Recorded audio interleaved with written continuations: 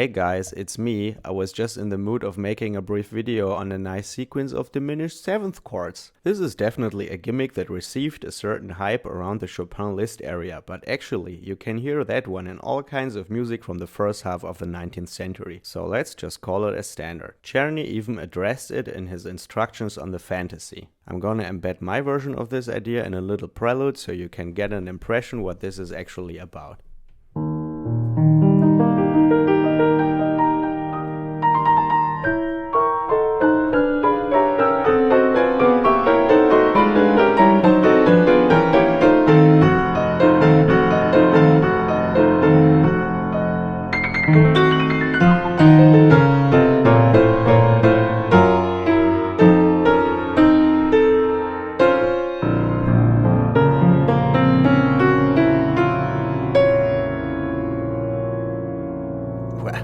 This final chord is pretty misty, but I kinda like it though, dunno.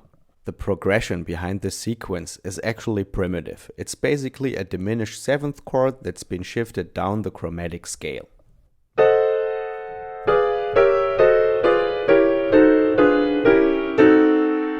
There's just 3 different collections of keys that can form such a chord.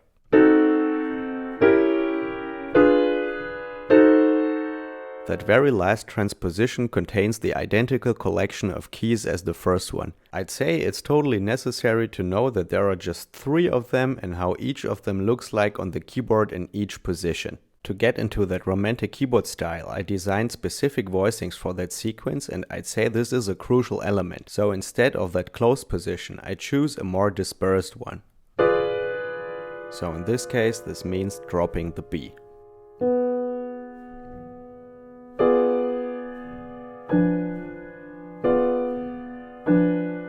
You can see that the outer voices form imperfect consonances, so there is a certain contrapuntal vestige in it. And that's what I especially saw in the originals that I took a closer look at. For example, in this one by Chopin that shows alternating thirds and sixths. Coming back to my example, that's the pre-exercises I made up to get this into my hands.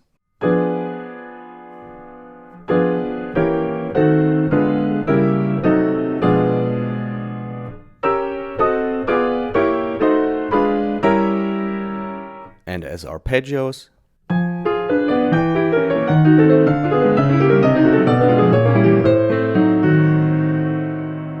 And now the texture of the final product.